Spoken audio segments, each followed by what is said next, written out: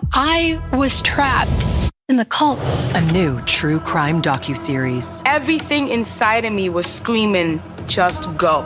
10 cults. He claimed he heard the voice of God. 10 stories of escape. It was an emotional battle. We were brainwashed. My sister and I got on the snow machine, and I'm like, there's no way out. And if I got caught, he would for sure kill me. How I Escaped My Cult. All episodes now streaming on Hulu. This is a mini meditation guided by Bombas. Repeat after me. I'm comfy. I'm cozy. I have 0 blisters on my toes. And that's because I wear Bombas, the softest socks, underwear, and t-shirts that give back. 1 purchased equals 1 donated. Now go to bombas.com/SXMpodcast and use code SXMpodcast for 20% off your first purchase. That's BOMBAS.com/SXMpodcast and use code SXMpodcast at checkout.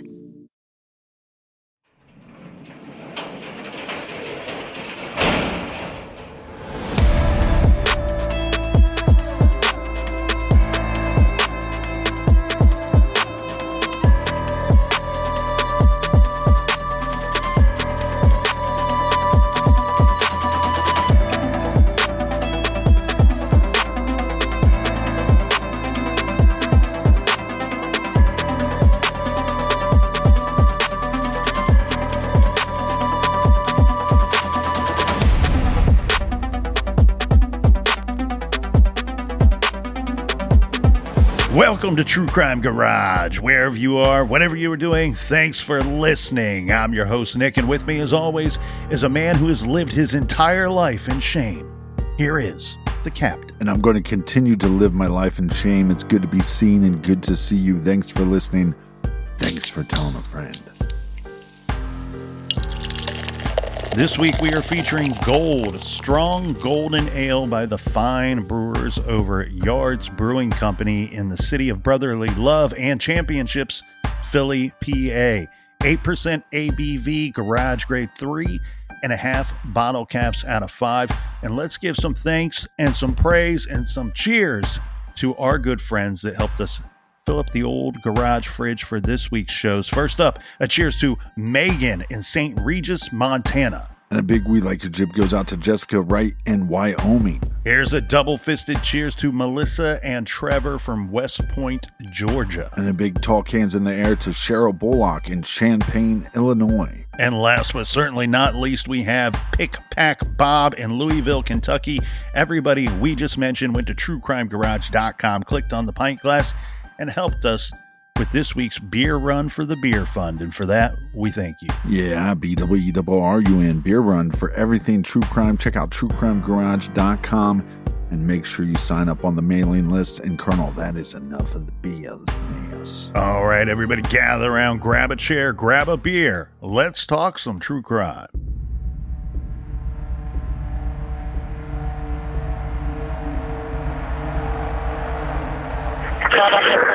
Help! I need a missing out. I just walked to my apartment. My fiance's on the floor with blood everywhere. What is the address? 4601 Flat Rock Road. Please come help now. 4601 Flat Rock Road. Is this a house or apartment? Oh no! No! It's an apartment. Please hurry, please. Where is she bleeding from? I don't know. I can't tell. No, sir, you have to calm yourself down in order to get you some help. I'm sorry. I don't know. I'm looking at her right now. I can't see anything. There's nothing broken. She's bleeding. Ellie! You don't know where she's bleeding from? Can't see where the blood's coming from? I think her head. I think she hit her head, I think. But it's everywhere. Okay, it's everywhere. She might have fallen. Do you know what happened? She may have slipped. There's blood on the table. Her face is a little purple. Okay, hold on for rescue for her. Stay on the phone. What's wrong? I went downstairs to go work out. I came back up. The door was latched. My fiance's inside. She wasn't answering. So after about a half hour, I decided to break it down. I see her now just on the floor with blood. She's not responding. Okay, is she breathing? Look at her chest. I need you to calm down, and I need you to look at her chest. It's really. I really don't think she is. Listen to me. Someone's on the way. Look at her chest. Is she flat on her back? She's on her back. Do I Okay, bring her? look at her chest and tell me if it's going up and down, up and down. I don't see her moving. Okay, do you know how to do CPR? I don't. Okay, I can tell you what to do, okay, until they get there. I want you to keep her flat Oh, on her... God. Hello? Yeah, hi, okay. Are you willing to do CPR with me over the phone until they get there? I have to, right? Okay, so get her flat on her back, bare her chest, okay? You want to rip her shirt off. Okay? You need to kneel down by her side. Oh, my God. Ellie, please. Listen, you can't freak out, sir, because you Okay, I'm trying not to. Her shirt won't come off. It's a zipper. Oh, my God. She stabbed herself. Where? She fell in a knife. Oh, no, her knife's sticking out. Her what? There's a knife sticking out of her heart. Oh, she stabbed herself? I guess so. I don't know where she fell on it. I don't know. Okay, well, don't touch it. Okay, so I just let her down. Here now. I mean, what do I do? No, I mean, you can't. If the knife is in her chest, it's going to be kind of hard for you to do CPR at this time. Oh, no. Oh, my goodness. Okay. Police, which operator? 277. Is someone coming here? Yes, they are. You said 4601 Flat Rock, right? Yes. Okay, someone's on the way. And the knife is still inside? Wait, so what? The knife is still inside of her? Yes, I didn't take it out. Was it her chest or what area? It's in her chest. It looks like it's right in her heart. Okay, someone's on the way out there. Okay, just get. Oh my God! Oh my God! Okay. How old is she? She's 27. 27, and there's no sign of life at all. No, please don't be. What? Pinch her under her arm and tell me if she responds to pain. Ellie. She's not. Her hands are still warm. I don't know if that means, but there's blood everywhere. I mean. I know, but you can't, and the knife is still inside of her. How far? Can you see how far it went in? It looks pretty deep. Okay. It looks it's a long knife. Don't touch anything. Yeah, don't touch anything, okay? I'm not touching anything. I can't believe this, though. So wait, it was just you there with her? We're the only ones here. And she ran in the door, you said latched it shut? No, I went downstairs to work out, and when I came back up, the door was latched. Oh. Like, it was, it wasn't like, it was like locked from the inside, and I'm yelling. So I'm was yelling. Your house broken into? No. So there's no sign of a break-in? No sign of a break-in at all. I mean, there will be when you get here because I had to break the latch, but to get in. Okay, 4601.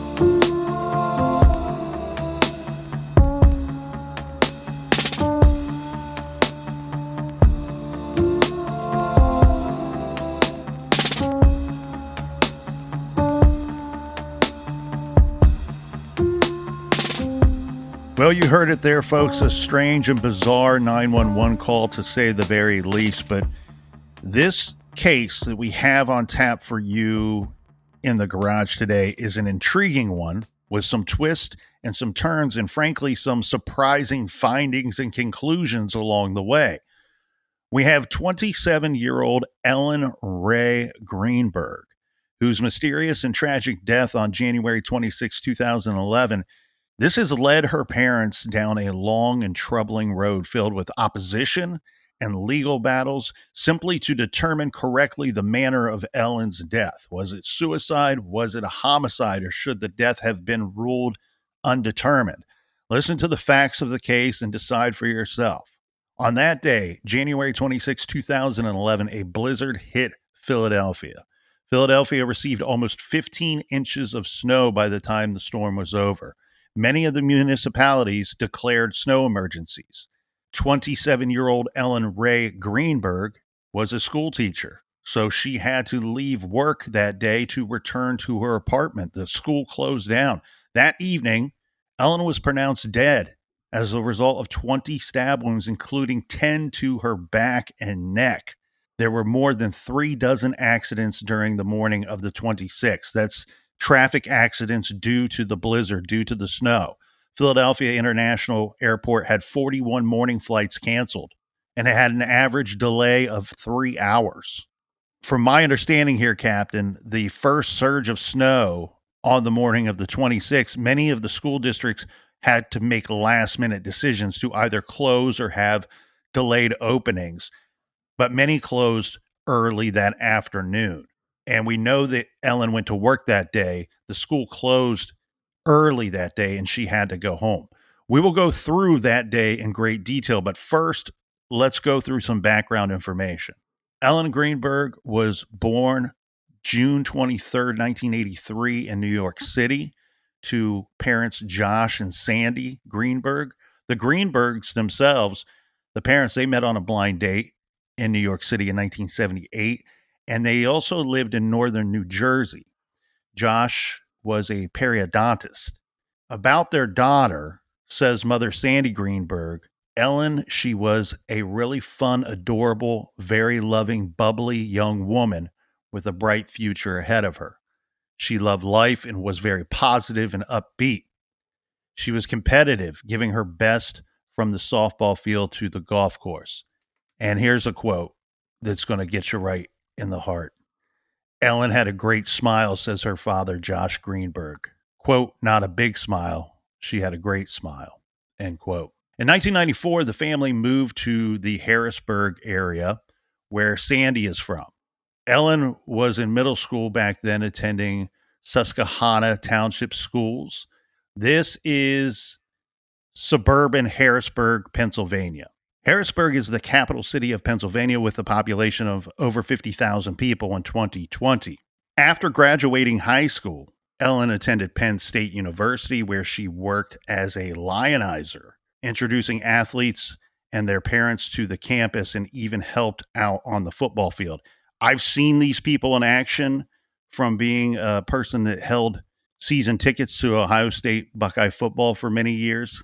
And I never knew what those persons were called that walked the athletes around. And you could see them at different events, maybe showing them the stadium or walking their parents through the stadium or walking them around campus for the first time. That was one of the jobs that she held during her time at Penn State.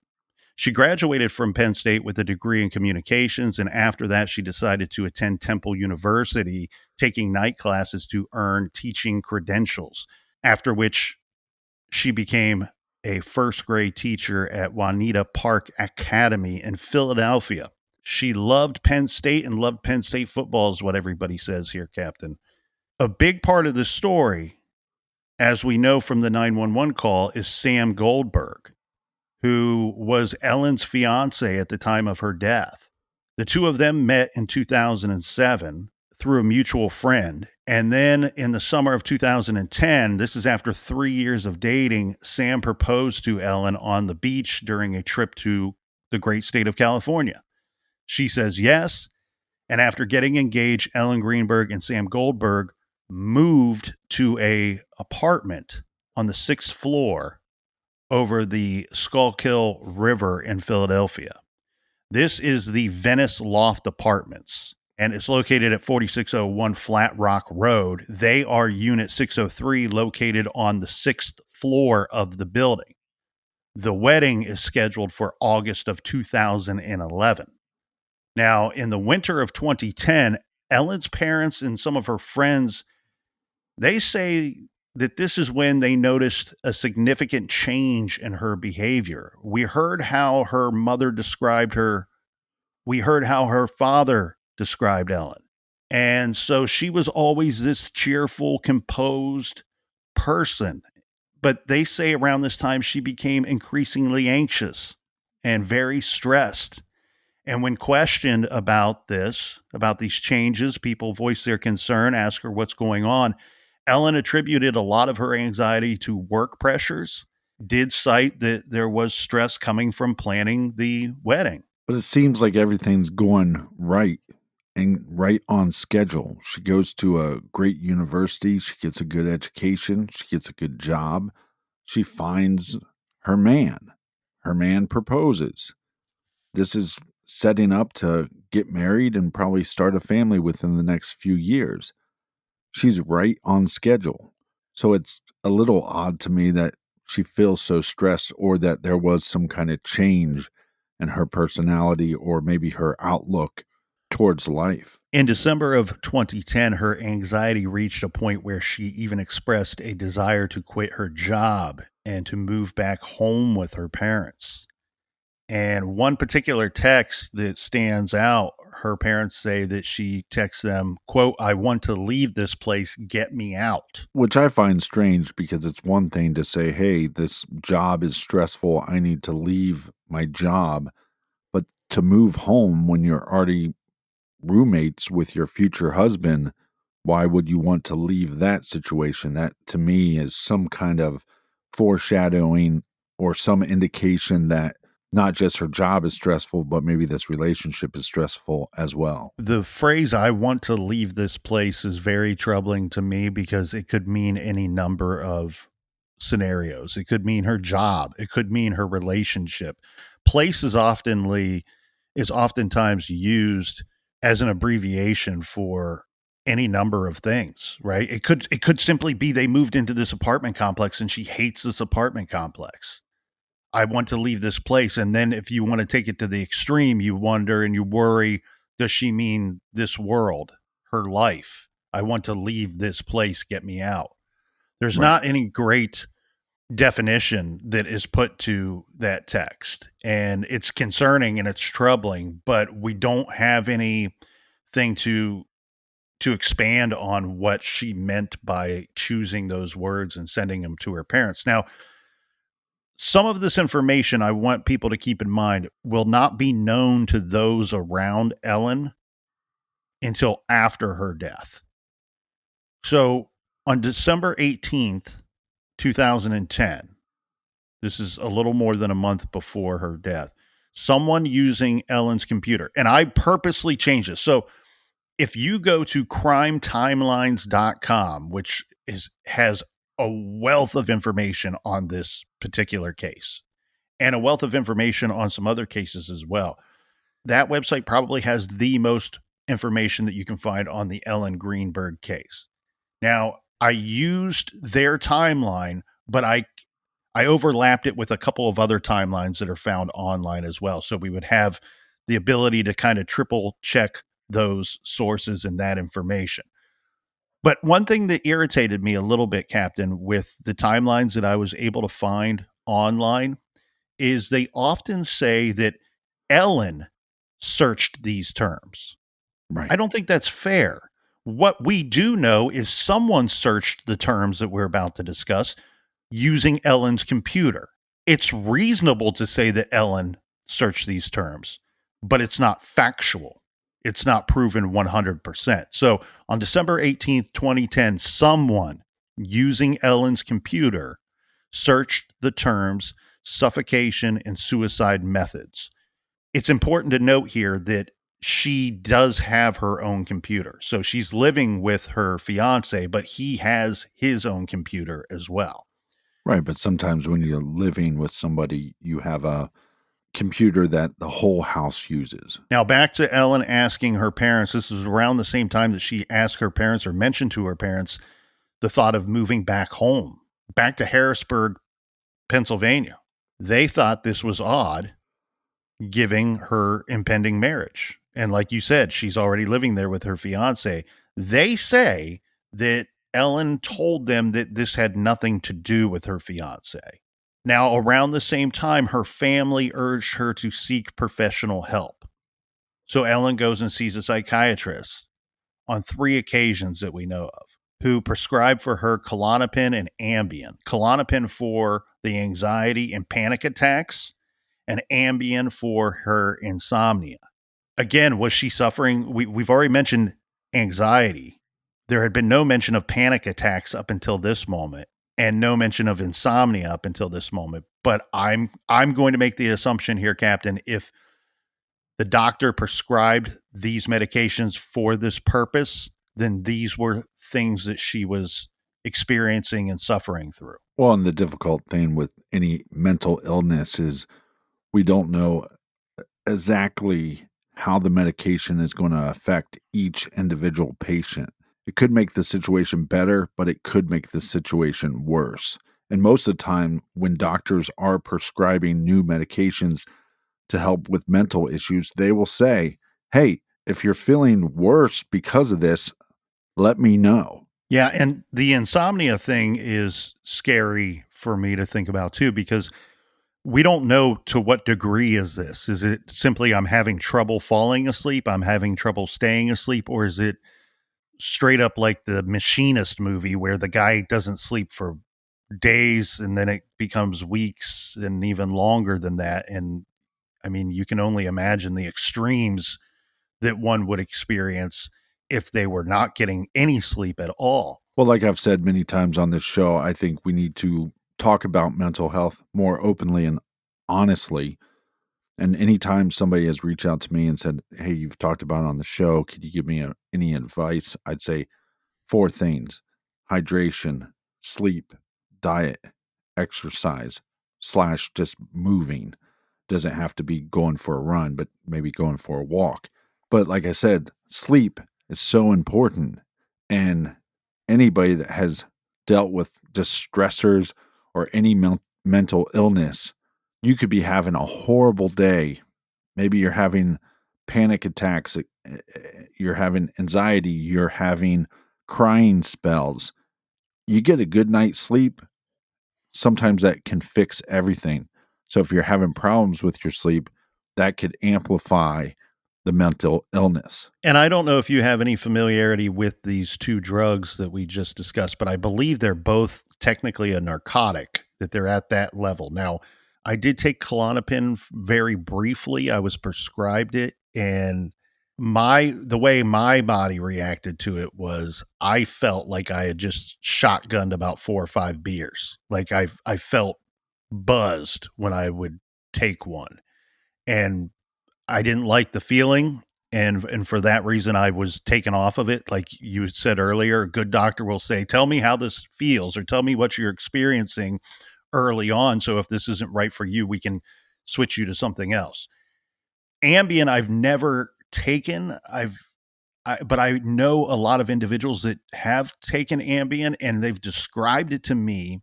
And again, everybody's body is different and chemistries are different, but the way that it's described to me is that they would go into a very weird, like high zombie like state for just a few minutes before going completely under and asleep. But that's as much familiarity I have with either of these 2 drugs.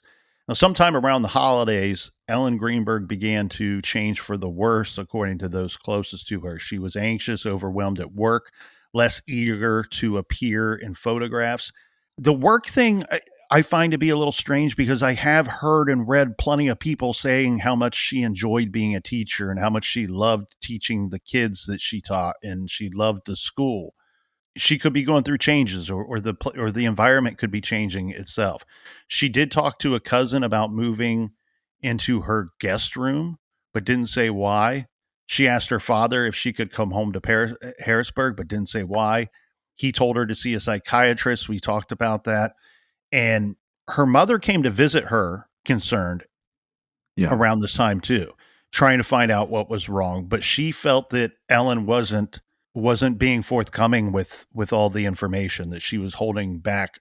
Look, because suicide is one of the things we'll be talking about in this episode and throughout this case, we have to understand that that is not just a real possibility. It would be a ruling at some point.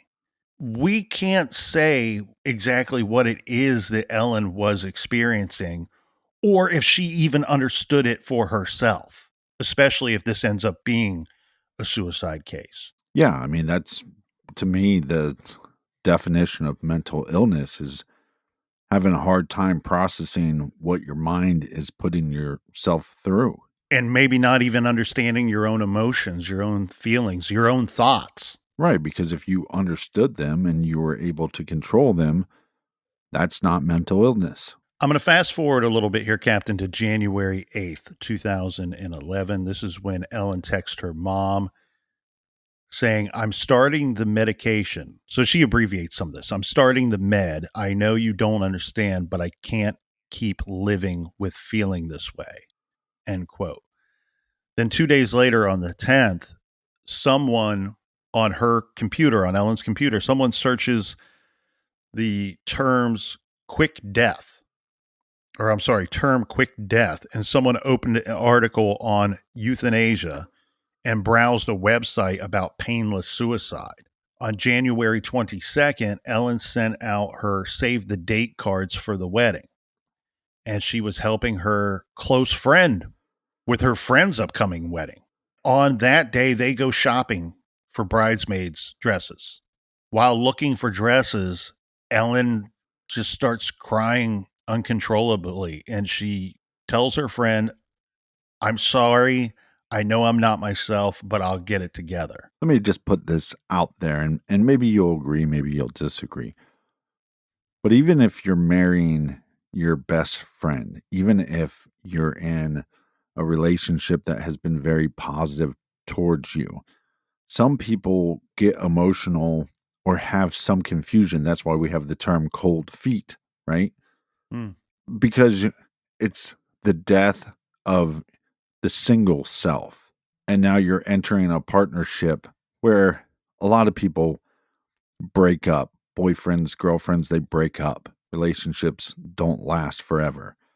But you're making a commitment for a relationship to last forever. So I do think that there is some society or family pressure that once you're in that committed relationship as a marriage, that maybe that people just feel more pressure to work out a bad situation. But there's a lot of people that, and we don't know their relationships situation because we're not in that relationship behind closed doors, but there's many people that get engaged to somebody that they're still questioning, do they want to be with? Mm. Because sometimes in that moment when you're being proposed to, you think the only option is to say yes, because maybe you're not sure that you want to marry them, but you are sure that you don't want to break up with them. So this can be a very stressful time, and anybody that has married somebody and that marriage has been very bad will often talk, I kind of knew this stuff beforehand. I wish I would have never married them. The thing I was concerned about here too, Captain, is the living situation, because to me, I'm trying to look for what is the biggest change in this person's life. And I would want to find what is the biggest change in their lifestyle prior to their death, regardless if it's a suicide or a homicide. I would always want to try to figure that out. So in this situation, it appears to me, she's with Sam for quite some time before they get engaged. Did they live together prior to this new apartment? It doesn't sound that way to me. And she's had her job for quite some time. So the biggest change to me in her life that I see is not her relationship. It's not her work. It's simply where she lives. And it might be her and Sam living together for the first time. And there are a lot of people out there that are great together when they can go back to their own apartment or go stay on their own from time to time. And then there are a lot of people that just simply don't work once you put them together and make them live under the same roof. Well, and just to correct you, and I think that is a change in their relationship.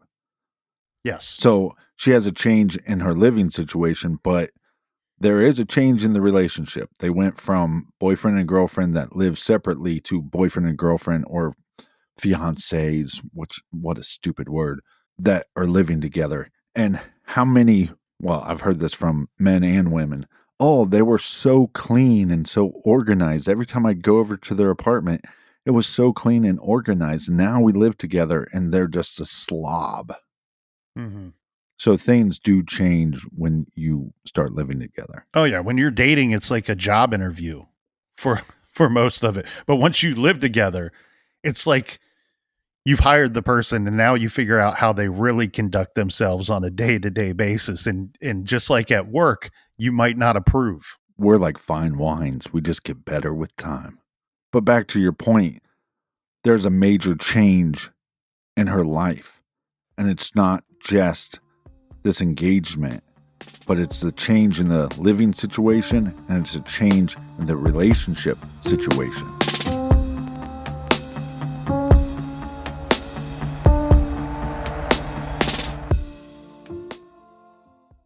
Every 26 seconds, a burglary takes place in the U.S., according to FBI data. That means by the time this podcast ends, dozens of homes will have been targeted. Protect your home before it's too late with Simply Safe's proactive security system. Simply Safe helps to stop threats before they even have the chance to break in.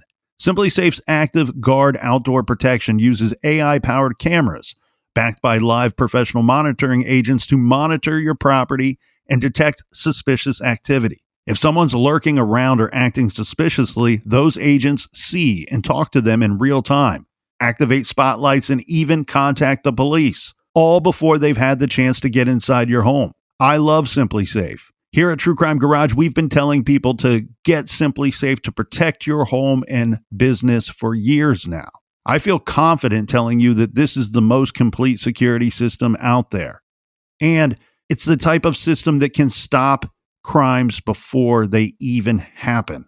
It's easy to use, it's affordable, and it's easy to install. Visit simplysafe.com/garage to claim 50% off a new system with a professional monitoring plan and your first month free. That's simplysafe.com/garage. There's no safe like Simply Safe. Oh, I've got too many bills. If you need funds, you can apply in minutes at cashnetusa.com and have the money in your account as soon as the same business day. Okay, got it. Applying now. They've been helping hardworking people cover emergency expenses since 2004. Hey, look, I got it. You've got this. When you need money fast, be the hero. All loans subject to lender approval. Speed of funding is subject to verifications and your bank's processing times. See cashnetusa.com for more details. Please leave a message. Hey, it's me. Well, it's you, San Diego, you that is. Ugh, I'm here at the beach, sun's out, everything's looking up. Oh my gosh, the food. We love the spice. Oh, and that show was so fun. Sand in my shoes and all. Anyway, wish you, we hope to see you soon. Discover the best you at sandiego.org. Funded in part by San Diego Tourism Marketing District Assessment Funds. This is a message from sponsor Intuit TurboTax. Taxes was getting frustrated by your forms. Now Taxes is uploading your forms with a snap, and a TurboTax expert will do your taxes for you. One who's backed by the latest tech, which cross-checks millions of data points for absolute accuracy, all of which makes it easy for you to get the most money back guaranteed. Get an expert now on TurboTax.com. Only available with TurboTax Live full service. See guarantee details at TurboTax.com/guarantees.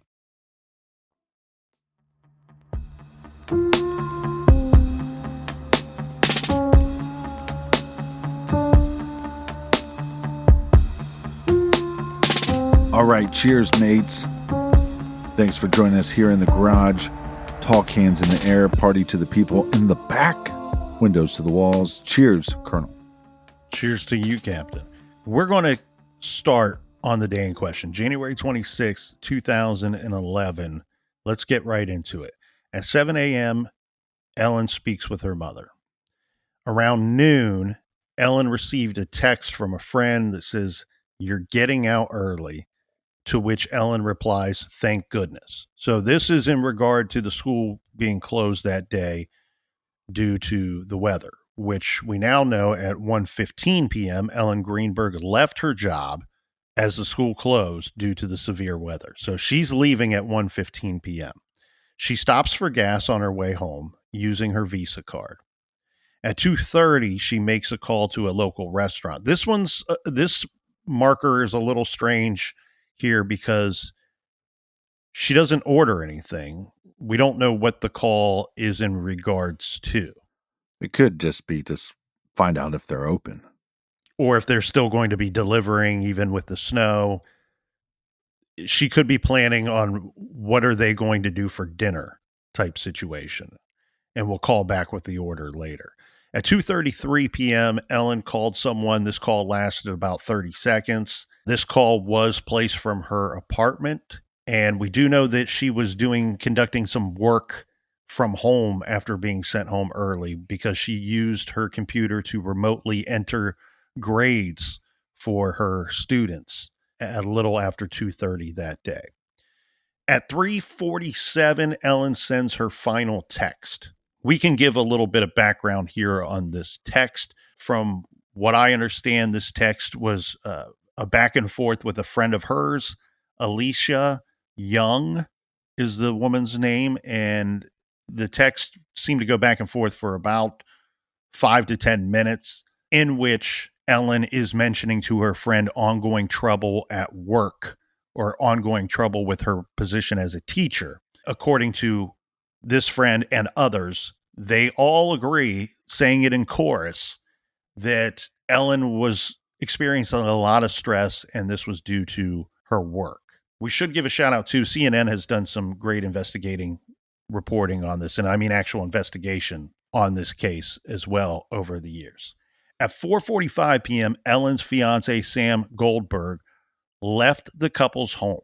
We know this to be true because they live in this very modern apartment building, and they have a gym, fitness area in this apartment building. And so we do have security cameras that, they are actually up and running for this case. Surprise. Yeah, they're up and running, and we have surveillance from the apartment building, which captures Sam walking toward the gym, the on-site gym location for the building. Later, he's going to tell police that he went down to the gym.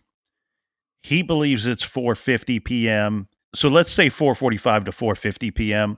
and then uses the elliptical for about a half an hour before he's going to return to the apartment. Another marker here is at 4:46 p.m., Ellen uses her laptop. Well, if we had more concise information on this case, and again, this is triple checked. These sources for this timeline have all been triple checked. When did he leave that apartment? Because if you have a timestamp of 4:46, someone is using Ellen's laptop and Sam left at 4:45, that's a lot different than if he left at 4:50. Right. Just that matter of 5 minutes could mean the world in this case. What we can say is between 4:45 and 4:50 p.m., he did leave the apartment. What we can say is at 4:46, someone uses Ellen's laptop. If it was Ellen and Sam had already left the apartment, then it would appear that she is alive and well after he exited their apartment. At 5:30 p.m., Sam exits the gym on the first floor of the Venice Loft Apartments building. When he goes to try to get back into his apartment, according to Sam, he says he couldn't enter the apartment because the security latch was engaged from the inside. Despite using his key and banging on the door, Ellen did not respond or unlock it. So the lock, anybody that stayed in a hotel or anybody that's ever used one of the chain locks on a door, the best way to describe this lock is it's toward the top portion of the door, well above the handle, and you simply flip over the metal mechanism so that the door, when unlocked regularly, you can open it up just a little bit, like you would with a chain lock that would be up there. It would open up just an inch or two, but you cannot open the door entirely. So from the information I found here, Captain, some that's not completely accurate with one another is some versions state that Sam was using a traditional key, and other versions state that it was more like a hotel where he had a key card to get in, but then couldn't open the door all the way because that security latch was engaged.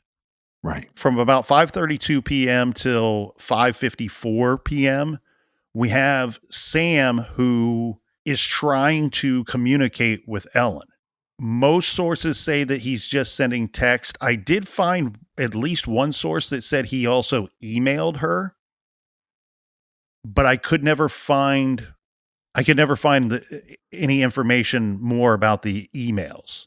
But let's go through some of these texts. So over the course of about 22 minutes, he sent her 9 messages. If we are to believe Sam's story, that all these messages go to her phone from Sam's phone while he's outside in the hallway trying to get into the apartment. The apartment door is locked with the security latch, and she lay dead on their kitchen floor at this time. If if everything is how he says it was. So one of the texts just simply says hello, like question mark. Another says open the door. These are all very quick, rapid texts. Then there's another one, what are you doing? One that says I'm getting pissed. Hello, question mark. Another says you better have an excuse.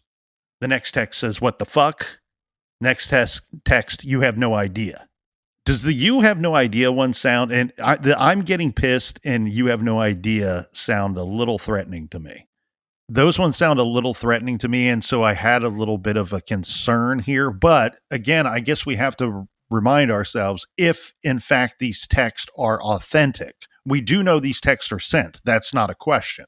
But if they are authentic, meaning that they were sent in the heat of the moment and he is locked outside of the door and does not know what's going on, whether we agree with him being angered by the situation or not is neither here nor there. Yeah, I think in this case, and maybe one of the reasons why it's so talked about or discussed, is because there's probably 5 or 6 points in this case that you could go round and round about and talk about for hours. I mean, first of all, when you're looking at these cases, you're going to look at them through your own lens. To me, going to the gym for 30 minutes, that's not in my wheelhouse. It's hard enough to get motivated to go to the gym. If I'm going to go, I'm staying longer than 30 minutes. But I've also never lived in this modern style apartment complex that has a gym facility on hand. And so then you go, well, I guess when I've gone to hotels, I've used the gym and maybe it didn't take me as long. I'm just going to get a quick walk in or run or whatever you're trying to do. Mm-hmm. And that's what he does with the elliptical. So then he comes back. He is locked out. Whether he has his key on him or not, to me, that doesn't matter because, hey, honey, I'm going down to the gym for a quick workout. He's back in about 30 minutes. Even if the door wasn't latch locked, then where are you? You're supposed to let me in. So if these text messages are false, if this is staged, part of the staging, yeah. To me, this is either just genius level staging because you have a dead individual by knife. So then you go, well, you're going to stage text messages that paint you in a negative light. I almost think that if this was staged by a narcissist or a horrible piece of shit, that the text messages would read more like, hey, I can't get in. Are you okay? What is happening? I'm concerned. You're making me worry. But I think he does what most people would do. Hey, you're supposed to be in the apartment. What the F is going on? Like, I'm sitting out here. What's the first thing you do after going to the gym? You take a shower and you change your clothes. But on top of that, he's stuck outside in the hallway. Where is he supposed to go? Mm-hmm. There could have been a thought, if these are legit text, there could be a thought in his head of, did she somehow lock this door and leave? Like, what the hell is going on? And because the door is latched, he has to assume that she's in the apartment because it's not impossible to leave your apartment and get that lock to latch, but it'd be very tricky. Or there would have to be some circumstance where if you slam the door hard enough that maybe the latch locks on its own. But we have nobody reporting that that's the case. So you'd have to use some trickery to be able to get out of the apartment and latch that door locked. So in his mind, you're inside. And I just don't think this is an unreasonable text, or I don't even think this points to him in a horrible negative light of like, I'm getting pissed off. And I think when what was the last text that you read? You have no idea. I think that, to me, that's implying you have no idea how pissed off I am right now. Oh yeah, that's exactly the way I take it too, and Right. that's why so reviewing other people's concerns about the text, reviewing other people's thoughts about his short workout. I wanted to address these issues right here because I don't find any problem with a 35-minute workout. And I get what you're saying. I agree with what you're saying as well. Right. It's a large part of that is it's a matter of, for those that venture off and go to a gym, the captain's right. It can take a lot of motivation and a lot of gusto to get your butt all the way to that gym. And once you're there, because you have to commute, whether it be 5 minutes, 15 minutes, or 20 or so, you are a little more motivated to stay there and kind of get things done. Now, for those of you that have built your own gym in your garage or your basement, you know that, hey, sometimes if you got 15 minutes or 20 minutes and you're kind of bored or you have a lot of energy, you might go down there and hit the bench for a quick 10 minutes or do a exercise for a brief period of time. The gym is in the same building as him, so I don't find any question with the short amount of time at the gym. Right. I don't really find I don't have a big question mark about these text messages as well, because I think what people were trying to look into is his reaction. Okay, so if he's reacting this way and he's angered and he's threatening her, you have no idea, or I'm getting pissed. Right. If you look at that as a threat, and you can, I would agree with that. However, I think what people were trying to look for within these texts is, does this tell us about their relationship? Does this tell us if he was abusive to her prior?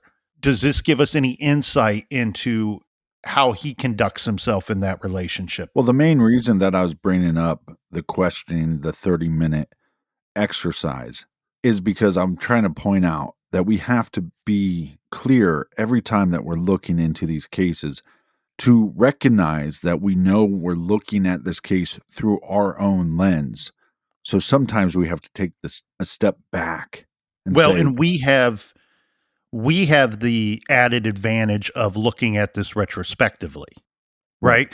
And here's what I mean by that, because there are people that have great opinions that said, well, my reaction, and again, everything's not relative to how you conduct yourself or your personality, but it's been stated that, well, wouldn't his reaction, shouldn't it be more of concern and more of worry rather than anger? And here's where I'll put a little bit of spin on this. I'm not saying his actions, his reaction is great or well thought out. I'm simply saying I don't know that we can deduce anything real from these texts, because what if she's locked him out in the past, right?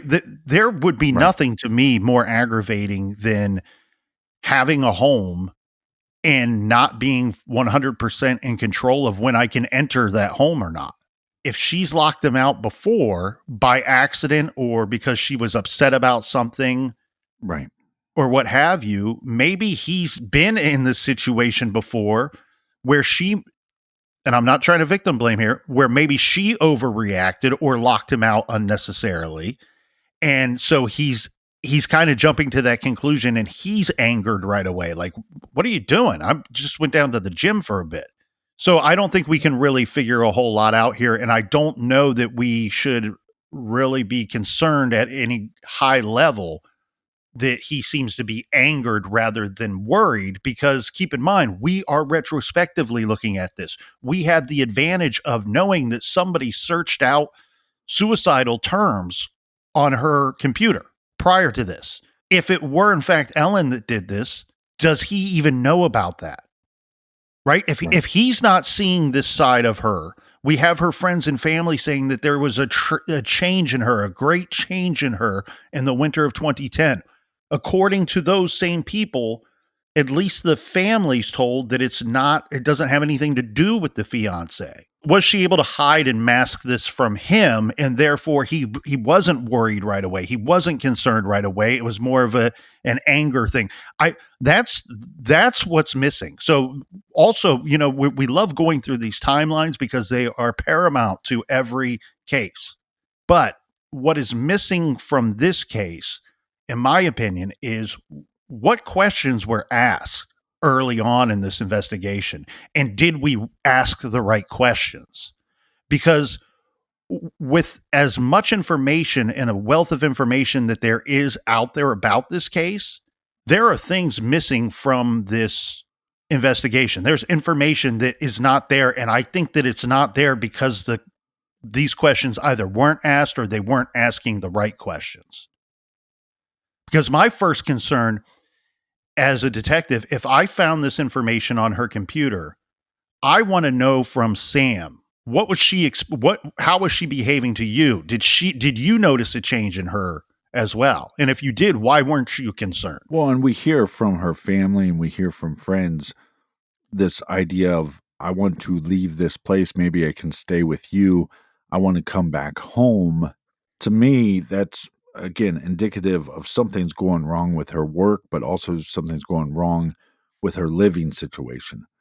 The relationship might be fine, but she just might not like that apartment for whatever reason. But is she communicating this with her fiance? So we got to point this out here, because whatever happened has to go down either prior to him leaving the apartment or upon his return, because that's one thing that I think people that have analyzed this case are kind of missing. There is enough time upon his return that something could have happened after the gym.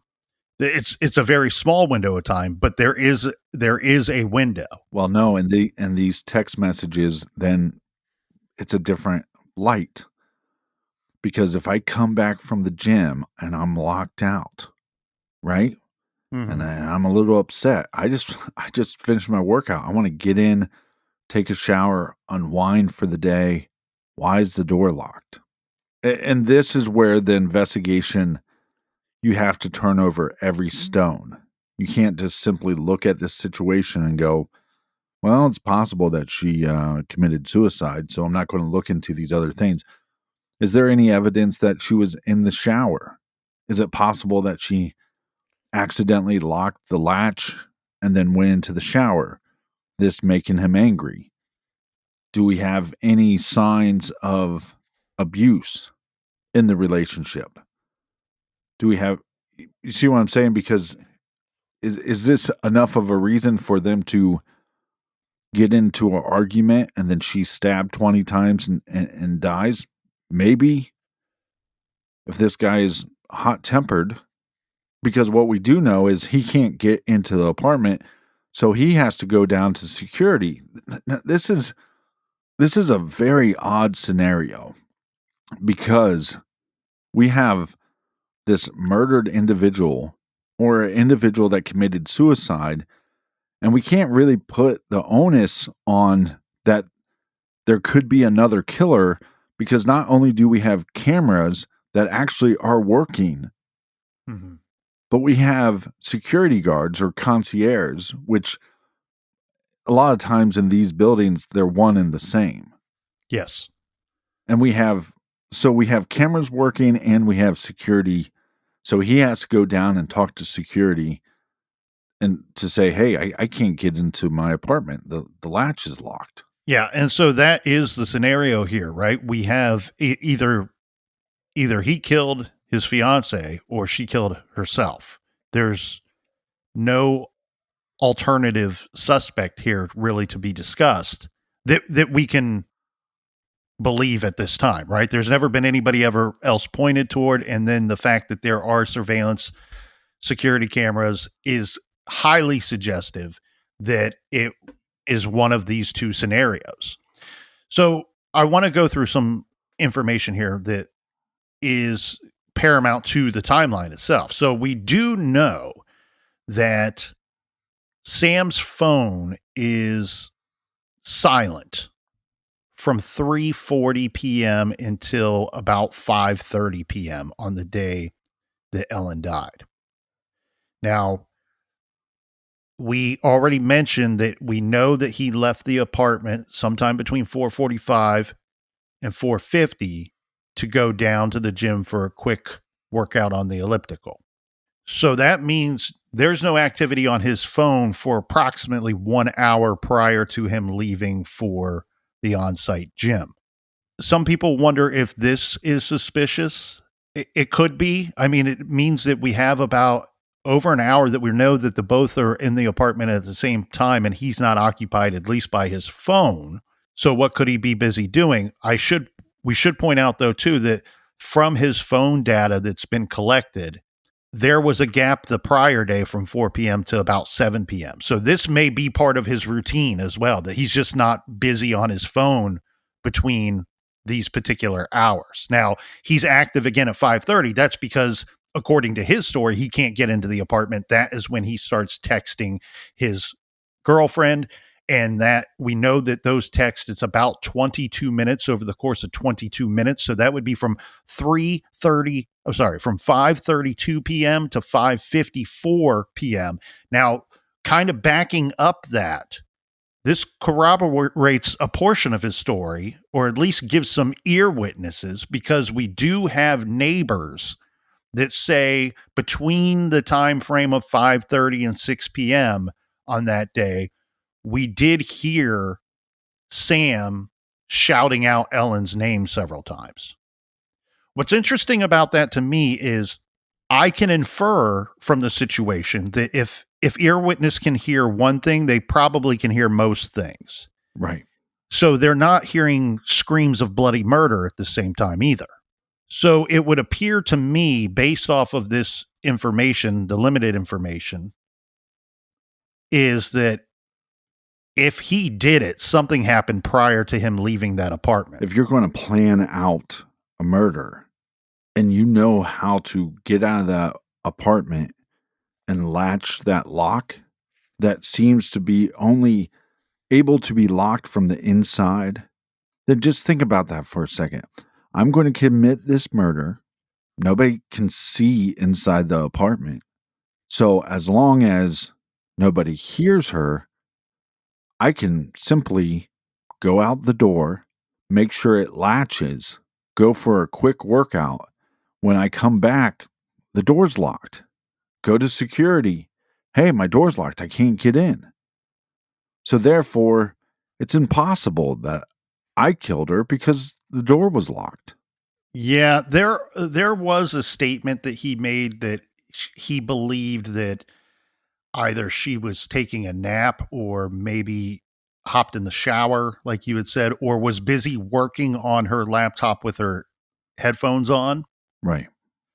And so if that truly is what he thought, then he thought this was just some kind of accident. And then if that makes sense that he's getting angered by her silly mistake.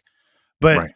But again, the problem is if you have ear witnesses to him trying to get her attention, trying to get her to unlock the door, which I'm guessing even if he's pissed off, he's like, well, I got neighbors, so he's not going to be super loud. The problem with him attacking her is that we have no ear witnesses to any kind of an attack. If he was staging it, though, why not make a bigger spectacle about the door being locked? Well, he went down to security and said it's locked, and he knows that's going to be on film. No, I know that. I'm just saying I think that if he were thinking this through and really wanted to stage some things, that he could have made a bigger spectacle about the door being locked. Yeah. And I do have, I'm not going to lie, I do have a problem with his statement of, well, maybe she was in the shower, maybe she was taking a nap, maybe she was working with her headphones on. Again, one of the things that I'm trying to point out here is I don't know the extent of this investigation, and I question the level of investigating that was conducted during that investigation. Right. And I think that anyone should, because there's a lot of question marks on their investigation, air quotes investigation. One of the questions I would have asked to Sam, one, have you been locked out before? 2, did you know she was experiencing these anxiety and emotional problems? Did you have concern?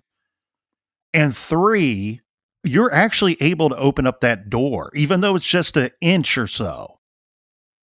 What did you hear? When you're texting her or trying to call her phone, did you hear her phone ringing? Did you hear a sound notification that she had received a text? Well, my other question would be, if you have been locked out before, were you able to get in without getting help?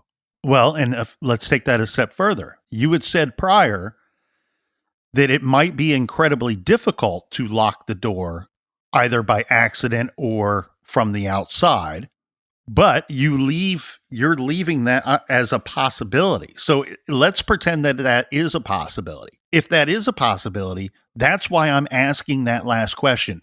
What told you that she was inside of the apartment, Sam?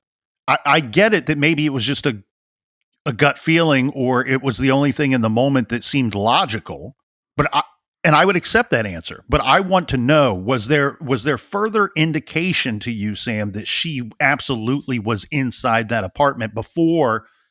Because it goes from text messages to busting down the door to breaking into the apartment. Did he check to see if her car was still at the apartments? Right. I mean, I also think it's odd too, because I believe he reached out to her mother at some point during this before he broke into the house. Is that a common thing? How much communication on the regular did he have with her mother? Some people become very close with, this is going to become his mother-in-law. Is this somebody that he's become close with, that he feels comfortable texting or calling for little things? Because if I got locked out of my apartment, unless my future mother-in-law has a key to get in, I don't see any reason to contact her.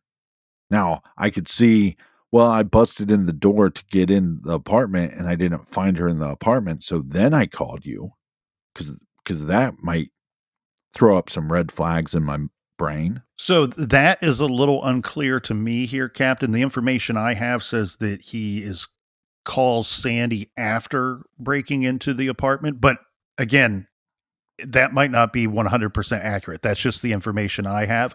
But what is interesting too is that there is a call from Sam to outside sources that we do not have a marker on our timeline for. So at an unknown time, Sam Goldberg called Kamian Schwartzman to let him know that he was locked out of his apartment. So what we can do, we can infer based on the sequence of events that this call had to take place before 6 p.m., before breaking into the apartment, and after 5:30, once he's aware that he's locked out. This, to me, I'm with you. I think that the phone call to the outside person at this point doesn't make a whole lot of sense to me. He calls Kamian Schwartzman, and again, we don't have exactly the time on this. Now, based off of what Kamian later says, again, we can kind of figure out when this call took place, because he says that he suggested to Sam, why don't you go down to security and ask the doorman for help? So at 6 p.m., Sam does go downstairs to the lobby requesting help from doorman Phil Hanton. The doorman tells Sam that it is against policy for him to break down the doors, but he can call Ellen for him. So on these timelines here, Captain, another part that I've not appreciated is how brief this statement is, because this almost implies that he goes down there and immediately is like, we need to break down this door. I've reviewed some other information from this Phil Hanton and from others that were there that day, and they said that it was much more of a conversation than right away, like requesting that we break down the door. It's like, right. Hey, is there any way for us to get in? He asked if there was some kind of tool that they could use to undo the lock from the outside. When all those options were exhausted is when the conversation turned to breaking down the door. Right. And I think this is important, because we have individuals that don't know him personally, and they're not saying, hey, this guy comes down and he's huffing and puffing and seems to be having some anxiety or he's not panicking. They're saying, don't know the guy, but the way I read the situation is this guy's locked down and he's just trying to figure out a way to get back in. At 6:07 and then again at 6:10 p.m., Ellen's cell phone receives 2 phone calls. This is from the Venice Lofts apartments. And of course, nobody answers. So they did as they said. They said, well, we can at least try to call her. The doorman is offering to call the police. At 6:14, Sam Goldberg calls Kamian Schwartzman again, this time to tell him that the security guard could not help him get into the apartment. At 6:23 p.m., Sam Goldberg is seen on surveillance camera entering the elevator. At 6:26 p.m., he answers a phone call from his cousin and uncle. Okay, so Schwartzman is his cousin. Kamian Schwartzman's father is an attorney. His cousin and uncle on this phone call tell him you should call 911. At 6:28, Sam Goldberg is seen on surveillance going upstairs. At 6:30, this is where things get a little dicey. At 6:30, it is said that James Schwartzman, the uncle, and his son, the cousin, instructed Sam to force his way in to the door and to break into the apartment. Sam says that he stayed on the phone when he broke the door and forced his way into the apartment. And then seconds later, James and his cousin Kamian said that they heard Sam scream, to which then they instructed him to call 911. There are timelines and plenty of articles out there that say that this marker isn't accurate. Okay, not that he didn't break down the door at about 6:30, not that he didn't call 911 shortly after. The statements that are made is that the timing is off just enough that he wasn't actually on the phone with anybody when he forced his way into the apartment. To me, this is such a finite amount of time, such a small window. I don't know that we can fully and accurately state matter-of-factly one way or another if he was on the phone with these two at the time that he busted the door or not.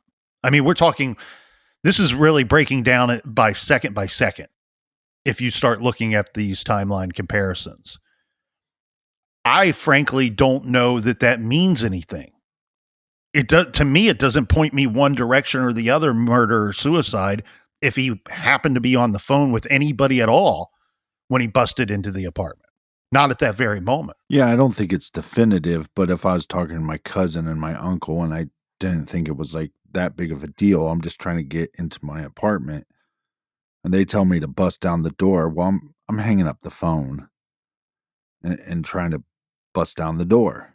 Mm-hmm. But I think if I'd have to lean one way or the other, by having your cousin and your uncle, which is a lawyer, on the phone with you when you find your dead girlfriend, to me, that leans towards staging. Yes, I question why he's calling anybody outside of that building in that moment at all.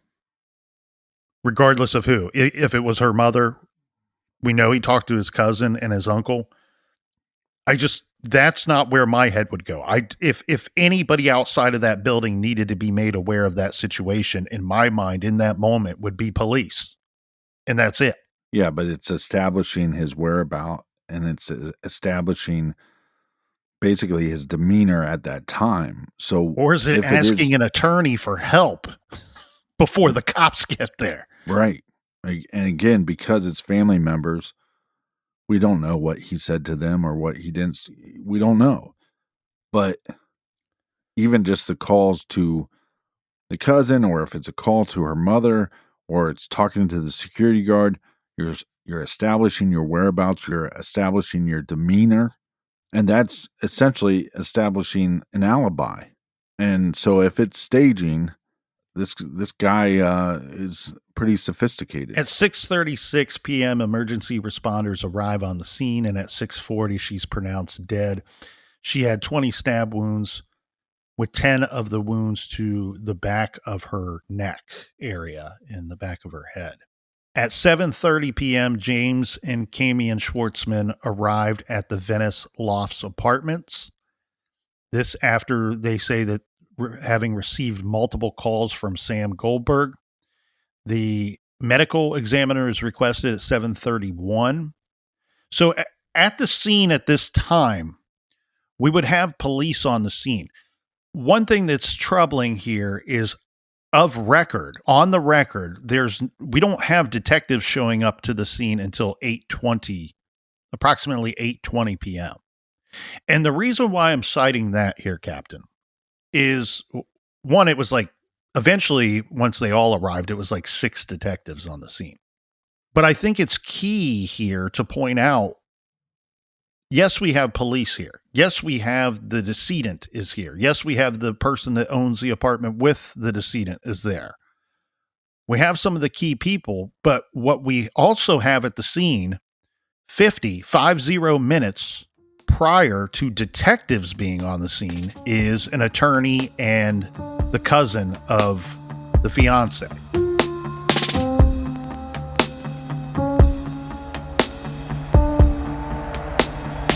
So much more to get to, so many thoughts, so many opinions. Stick around for part 2. And until then, be good, be kind, and don't litter.